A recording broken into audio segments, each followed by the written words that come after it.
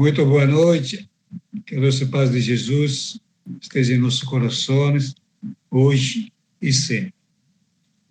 Dando continuidade à leitura do Evangelho segundo Mateus, capítulo 28. Após o sábado, ao raiar do primeiro dia da semana, Maria Madalena e a outra Maria vieram ver o sepulcro. E eis que houve um grande terremoto, pois o anjo do Senhor, descendo do céu e aproximando-se, removeu a pedra e sentou-se sobre ele. O seu aspecto era como de relâmpago, e a sua roupa alva como a neve. Os guardas tremeram de medo dele e ficaram como mortos. Mas o anjo, dirigindo-se às mulheres, disse-lhes: Não temais, sei que estáis procurando Jesus, o crucificado. Ele não está aqui, pois ressuscitou, conforme havia dito. Vinde ver o lugar onde ele jazia. Ide já contar aos discípulos que ele ressuscitou dos mortos e que ele vos precede na Galileia. Ali o vereis. Vede bem, eu vos disse. Elas, partindo depressa do túmulo, com medo e grande alegria, correram a anunciá-lo aos seus discípulos. Ora, na realidade, na tradução do francês, esse termo, émoués, ele poderia significar simplesmente que eles ficaram com grande alegria e grande comoção, que parecia uma coisa bem melhor, porque a notícia que Jesus ressuscitou, acho que elas ficaram comovidas, mais que com medo. Quer dizer, como ele estava vendo o anjo, ele estava com medo, isso sim, porque nós sabemos que, segundo a crença dos judeus antigos, quando ele via Deus, os anjos, ou ouvia, melhor que ver Deus, ouvir a voz de Deus, então era um presságio de morte, alguém iria morrer. Isso era a crença deles. Então, por isso que ficaram espantados, com medo, inclusive as guardas estavam com medo, atemorizados. E é interessante, porque esse fato, eu desculpa se falo isso, mas me vem de falar. Esse fato não é que acontecia somente antigamente, acontece até hoje. Só que a gente quase não tem mais medo disso. No contrário disso, quando tem alguma coisa fora do normal, sabe que fala, aquele cara é doido. Ah, não, eu sou doido, eu não. Ah, não estava muito bem, não, isso não existe. Quer dizer, tem uma negação do fato, porque o fato continua acontecendo. Só que antigamente, pelo menos, esse pessoal que não sabia o que estava acontecendo, aí no caso, o Mateus que está falando, ou outros evangelistas, eles que diziam? Eles relatavam isso. Ele colocava o sentimento que estava sentindo essa pessoa. Ele não falavam de doiduras. Ele dizia, desacredito, o cara estava mentindo. Ele falava, não, a coisa aconteceu, ele viu, só que ele estava assim, sem compreender o que estava acontecendo. Quer dizer, não sabia o lado positivo da coisa, ele só tinha um lado negativo, no caso de morte, de doença, e assim por diante. Aqui nós vamos ver que o primeiro dia da semana, que pelos judeus seria o domingo, as mulheres foram ao sepulcro. Né?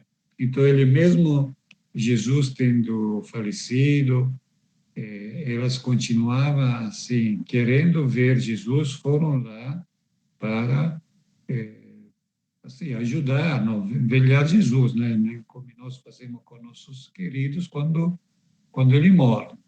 Então, a gente vai na missa, vai rezar, vai pensando nele, vai no túmulo, não, no cemitério.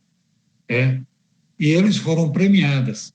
Elas foram premiadas porque viram um anjo descer e sentar na pedra, não, normal, como se fosse uma coisa natural. E é interessante porque a pedra ela não estava removida. Então Jesus foi embora com a pedra ainda fechando o túmulo, que era um túmulo novo, não vamos nos lembrar.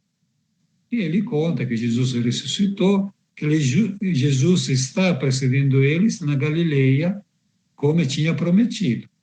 Então estava tudo segundo os planos que Jesus havia já profetizado, de não ter medo e, pelo contrário, de avisar os discípulos. Agora, como já comentamos, esses relatos de Mateus são muito concisos. Aí nós, bom, depois vamos vendo no prosseguimento.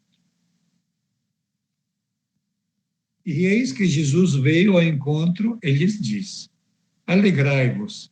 Elas, aproximando-se, abraçaram-lhe os pés, prostrando-se diante dele. Então Jesus disse: Não temais. Ide anunciar aos meus irmãos que se dirijam para a Galileia, lá me verão. Então, aqui entra em cena de verdade Jesus, né? Porque no Evangelho de Lucas, a coisa é um pouco diferente, tem mais pormenores. Então, algumas vezes a gente se perde, não fala, não, mas como? Não, eles não viram primeiro Jesus? Não, eles viram primeiro o anjo falou, depois Jesus. Aí, Lucas já conta coisa um pouco diferente, não? Porque tem mais pormenores. Mas o resumo é esse. E ele fala de não temer, porque, logicamente, como já tínhamos comentado, segundo os judeus, ver uma manifestação de Deus assim, patente, fisicamente, era um presságio de morte, de doença, de desgraça. Mas Jesus fala, não, vai anunciar aos meus irmãos, e aqui chama não de discípulos, ele chama de irmãos. Vai lá aos meus irmãos.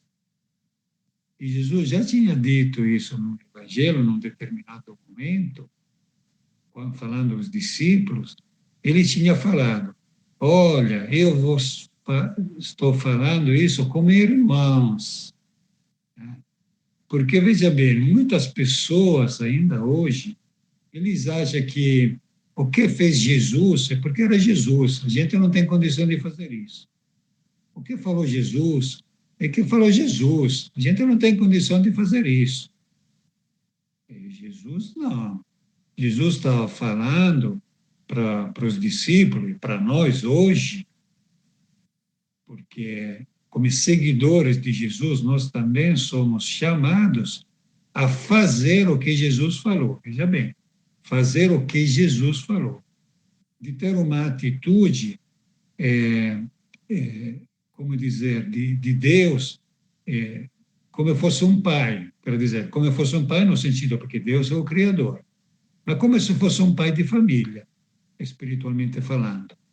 Então, cada um, depois, lógico, dentro do contexto, vai ver o que pode, o que sente, né? Depois, cada um, sempre daquela avaliação que cada um pode dar, ele vai ser uma estimativa. Será que dá para fazer isso? Será que não dá para fazer? Aí, cada um, segundo a própria consciência, como disse Jesus, segundo o próprio entendimento. Né? Mas aqui é muito claro, Jesus. Né? Eles tratam os seres humanos como irmãos.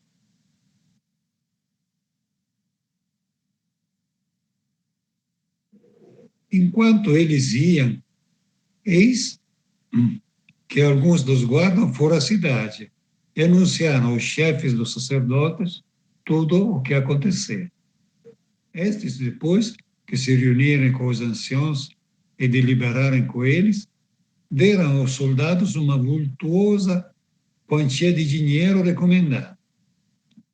Dizeis aos seus discípulos, dizeis que os seus discípulos vieram de noite, enquanto dormieis, e o roubaram. Se isso chegar aos ouvidos do governador, nós o convenceremos e vos deixaremos sem complicações. Eles pegaram o dinheiro e agiram de acordo com as instruções recebidas. E espalhou-se essa história entre os judeus até o dia de hoje. Aí aqui nós vamos continuando vendo como os sacerdotes do templo, eles ficaram amarrados a essa negação de Jesus, quer dizer, a negação para mostrar para os outros, porque nós sabemos que ele estava sabendo que era Jesus. E eles eram bem convencidos disso. Por esse motivo que queriam matar ele. Não é que ele desconhecia o poder de Jesus. Nem como fosse, para fazer um caso, não? A pessoa vê que tem uma autoridade, mas justamente porque tem autoridade, a pessoa quer desconsiderar, fala, não, não vou te considerar. Quer dizer, pelo contrário, né? Se eu sei que você é autoridade, então tem que me esconder, tem que esconder aos outros. É. Bom, isso aqui faz parte do ser humano, como dizer, da natureza, no sentido quando a natureza é doente. Porque a natureza do ser humano é de reconhecer a autoridade, muito pelo contrário. O ser humano é para acreditar. Só que depois, com a educação, como dizer, com as vivências, muitas vezes nós esquecemos esse lado, que volto a dizer, o lado natural, normal, aí descambamos para o outro lado, para o lado da negação, para o lado da desobediência, e todas as coisas negativas, no lugar de manter as coisas positivas. Porque, veja bem, Jesus negou a autoridade dos outros, dos sacerdotes, do governador? Não. Ele falou, não. Eles são sacerdotes. Então, mandava o pessoal a pagar o tributo, porque eles foram curados. Então, foram curados por quê? Para Deus.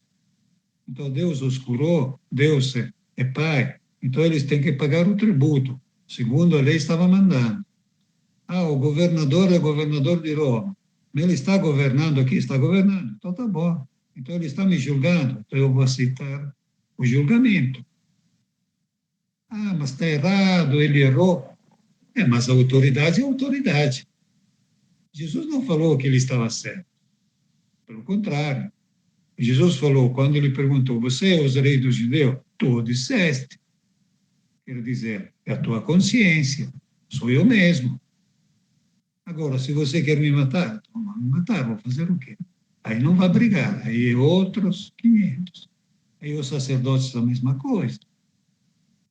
Eles falou muitas vezes para os fariseus, para os escribas, sepulcros cadeados, brancos de fora e cheios de podridão para dentro.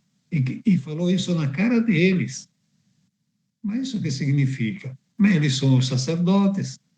Ele não podia, quer dizer, não podia. Ele não quis, e nós temos que entender que isso é a vontade do Pai, para evitar a violência.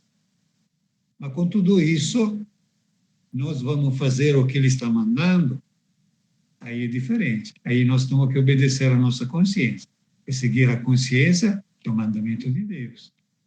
Aí é aquele jogo de cintura, como se diz. Aí a gente tem que procurar andar de acordo com, como se diz, a carruagem. Então, se a pessoa fala que é boazinha, que está fazendo bem, nós temos que acompanhar esse processo. Mas nós sabemos que não é verdade, nós sabemos que ele tem segunda intenção, nós sabemos que, entretanto, assim na frente, vamos, como dizer, numa maneira civilizada fazer isso. Sempre pensando que Jesus tinha moral para falar isso, porque quem somos nós para ter a moral para falar que os outros são ruins e tudo mais. Aí precisa ter moral para isso. Cada um segundo a própria consciência. Então, eles falam que justamente tem essa história que o corpo de Jesus foi roubado pelos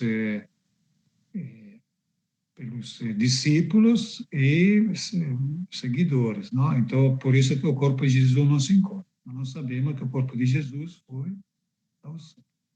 Bom, os 11 discípulos, porque Judas já não estava mais entre eles, caminharam para a Galileia, a montanha que Jesus lhe determinara.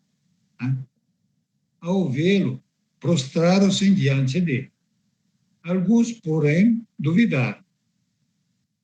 Jesus, aproximando-se deles, falou: Toda a autoridade sobre o céu e a terra me foi entregue. Ide, portanto, e fazei que todas as nações se tornem discípulos, batizando-as em nome do Pai, do Filho e do Espírito Santo, ensinando-as a observar tudo quanto vos ordenei. E eis que eu estou convosco todos os dias até a consumação do século. Aí as últimas palavras de Jesus. Voltamos a dizer, tem muitas mais coisas que não está relatado nesse evangelho. Mateus, nesse caso, foi muito breve, né? Porque ele, sendo um dos 11, ele estava sabendo depois do que aconteceu em Emaús, que Jesus ficou 40 dias, 40 noites, conviveu com eles, porque está tudo nessa frase quase final, que diz, fazei que todas as nações se tornem discípulos, quer dizer, vá e evangelizeis, vá difundir a boa nova, batizando-as em nome do Pai, do Filho e do Espírito Santo, e ensinando a observar tudo quanto vos ordenei, quer dizer, ele deu mais instruções para todas as nações.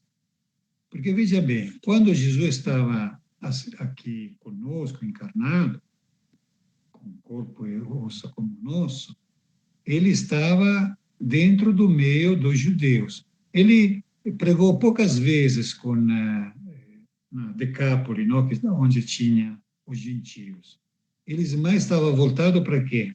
Para os judeus. Por quê? Porque os judeus já tinham a ideia do Deus único, a aceitação do Deus único, já tinham uma formação, inclusive nós já comentamos que uma parte dos judeus, da doutrina dos judeus, falava de reencarnação, de pluralidade das existências. Né?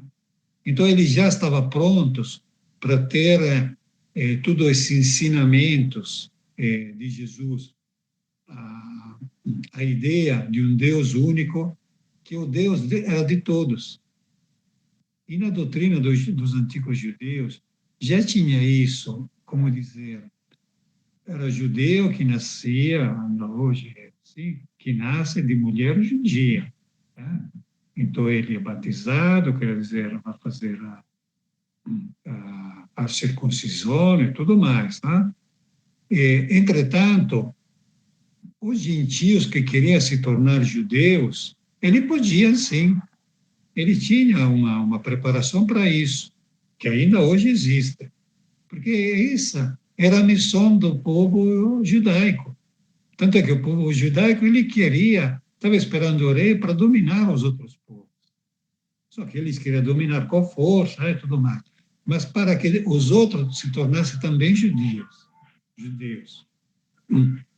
Então tinha isso já, como dizer, no DNA dos judeus.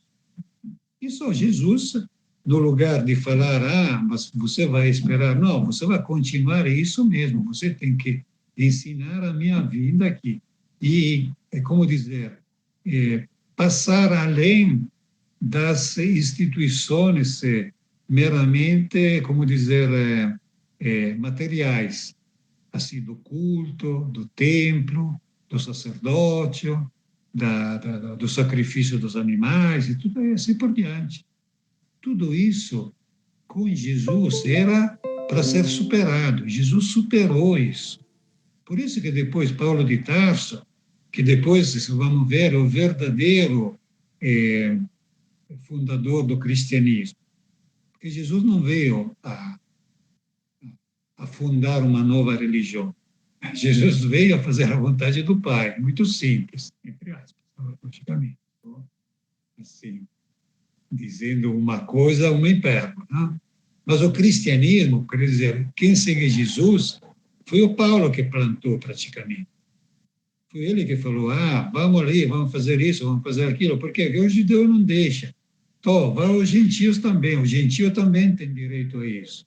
E aí nasceu praticamente o cristianismo. Mas vamos lembrar, os primeiros cristãos, os primeiros seguidores de Jesus foram quem? Os judeus, os discípulos, a gente do povo que conheceu Jesus naquela hora, que depois ficou conhecendo os apóstolos. Quem era? Eram os judeus, todos eram judeus. Então, Jesus aqui recomenda que faz, eis que estou aqui convosco todos os dias até a consumação dos séculos, quer dizer, até que esse mundo material exista, ele está aqui conosco, continua, e bom, depois vamos ver para frente, não, o que significa a vinda de Jesus, a volta de Jesus na Terra. Aí é uma coisa a ser, assim, interpretada, entendida. Porque Jesus, na realidade, nunca foi embora. Quer dizer, foi embora com o corpo físico, mas espiritualmente falando, ele continua. A missão dos discípulos continua. Aquela que é chamada de Nova Jerusalém, ela continua, porque, afinal de contas, o Espírito de Jesus, que era já presente antes da vinda dele, aqui na Terra, carnalmente falando, ele sempre esteve presente. E ele confirma que continua conosco. Então, aqui finalizamos o Evangelho de Mateus, esse aqui é o capítulo 28, é o último, mesmo curtinho assim.